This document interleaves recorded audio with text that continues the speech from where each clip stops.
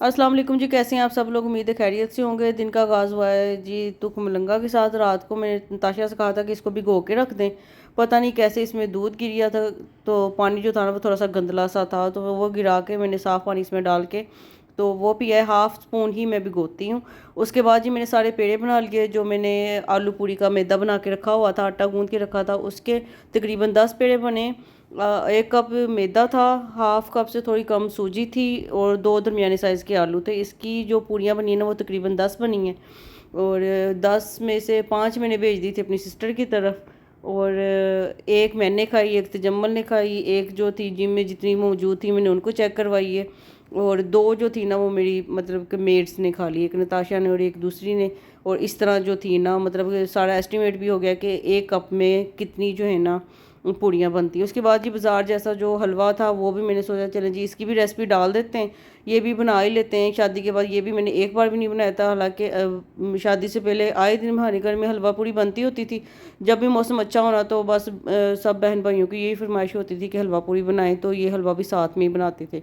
अच्छा जी, 1 कप सूजी थी और इसमें 1 कप ही चीनी और 2 कप पानी डाल के उसकी मैंने चाशनी बना ली थी, और 1 कप ही ऑयल लिया, उसमें इलायचियाँ 3 मैंने डाली थी और हल्का सा इसको बादामी होने तक सूजी को फ्राई किया था, और फिर इसमें चाशनी डाल दी। अब जो जहाँ से मैंने सीखा था ना ये हलवा, जिस हलवाई से, उसने मुझे यही कहा था कि आपने ना माचिस की तीली के ऊपर रख के ना रेड कलर जो इसमें डालना है, तो उसके साथ ना आपका जो हलवा है ना वो पिंक कलर का हो जाएगा। और उस बाबर चौक वाली साइड पे ये पिंक कलर का ही हलवा मिलता है हलवा पूड़ियों के साथ। तो वहीं पे एक हलवाई से ना मैंने ये रेसिपी पूछी थी, तो उसने मुझे ये बताई थी। तो हुआ ये कि मेरे से थोड़ा सा ज़्यादा पड़ गया था, फिर भी जब मुझे तो सही लग रहा था, पर ठंडा हो गया, थोड़ा सा डार्क हो गया हुआ था। अच्छा जी, अब मैंने काफ़ी देर तो लगा दी कि ऑयल जो है ना वो गर्म हो जाए। अभी आग जो थी ना हल्की आ रही थी, 12 बजे नहीं थे, पर हल्की हल्की आग जो थी ना आ ही रही थी।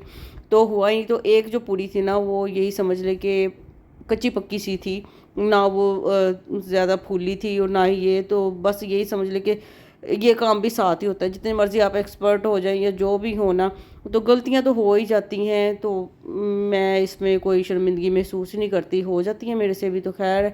फिर जी हमने सिलेंडर यूज़ किया और उस पर अच्छी वाह किस्म की जो थी ना पूरियाँ फूल फूल के बाहर निकली, और बहुत ही मज़े की ये बनी। ये कोई भी कह ही नहीं सकता कि इसमें आलू जो है ना वो शामिल हुए हुए हैं। बड़ी मज़े की थी। भटूरे जिस तरह के होते हैं ना उस तरह की बनी थी, थोड़ी सी लाइट वेट भी हैं, और पूरी और भटूरे के दरमियान की कोई चीज़ है ना वो आप समझ लें कि आलू वाली पूरी इस तरह की बनती है। थोड़ी सी स्पाइसी भी होती है, वो आप अपने हिसाब से डाल सकते हैं इसमें। तो चने जो थे ना वो कल के बने हुए थे, वो पड़े हुए थे, वो भी मैंने फिर साथ में सर्व किए। मैंने वो नताशा को बता दिया था, उनके लिए मैंने निकाले ही थे कि आप रात को खा लें। फिर मैंने कहा कि इसको ना खाना, सुबह को मैं पूरियाँ आप लोगों को बना के दूंगी, तो फिर आप लोग ना करना, और सुबह को नाश्ता भी ना करना, क्योंकि मैं थोड़ा सा लेट उठती हूँ, तब तक इन लोगों ने नाश्ता कर लिया होता है। तो उसके बाद फिर जी मैंने बनाई है, चेक करें सारी फूल फूल के निकल रही थी। बस तेल आपका गर्म होना चाहिए और आटा जो है ना वो थोड़ा सा सख्त होना चाहिए। अगर तो आटा सख्त नहीं है और इतनी गर्मी है ना तो ये चिपक जाती हैं हाथों के साथ। और इस गर्मी में वैसे पूरियाँ वगैरह इतनी जो है ना कुछ लोग कहते हैं हज़म नहीं होती, और कुछ को अच्छी भी नहीं लगती, मुझे भी इतनी अच्छी नहीं लगती। बस मौसम अच्छा हो, बारिशें हो रही हों, सर्दियों, तो मेरा रोज़ ही दिल कर रहा होता है हलवा पूरी खाने को, पर खाते ही नहीं हैं। और फिर भी बस दिमाग का फतूर है कि जब मेरे दिमाग में कोई चीज़ अटक जाए तो तब मैंने वो बना के ही दम लेना होता है।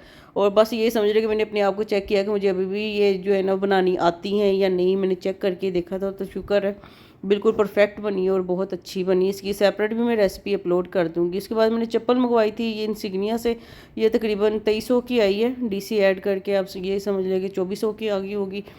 तो बड़ी कंफर्टेबल थी, और मुझे चप्पल अब जो है ना वो इंसिग्निया की अच्छी लगती, बहुत सॉफ्ट होती है, पाँव को इरिटेट नहीं करती, बंदा कंफर्टेबल रहता है। और एक ये चीज़ ऐसी है चप्पल के, अगर ज़रा सी भी ख़राब होना तो ये समझ लें कि आपकी पूरी रूटीन, पूरा काम जो है ना वो ख़राब करके रख देती है।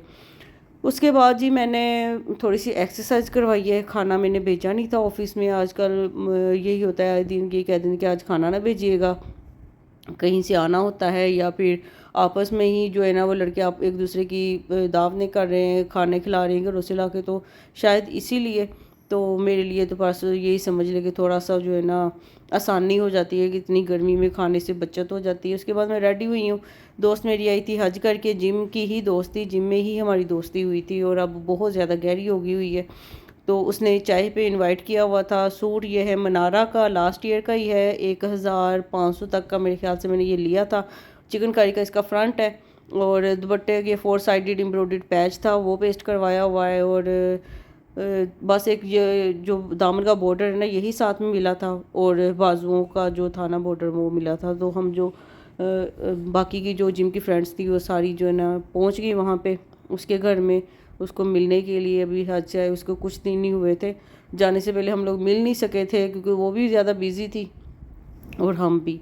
वहाँ की बातें, वहाँ की एक एक चीज़ सुनने का मज़ा जो है ना अपना ही। और वहाँ की खजूरें, ये समझ लें कि इतनी तरह की उसको खजूरें उसने हमारे सामने रखी हुई थी और हमने भी मज़े मज़े में काफ़ी ज़्यादा खा ली। बाद में गले जो थे ना वो हमारे पक गए, रात को सुबह से बोला नहीं जा रहा था। पर बहुत बहुत ही अच्छा लगा मिलके। मुझे तो बहुत ज़्यादा ही हो जाती है याद, वहाँ की सताने लग जाती है जब भी मैं किसी को देखती हूँ वहाँ से होके आता है अल्लाह के घर से।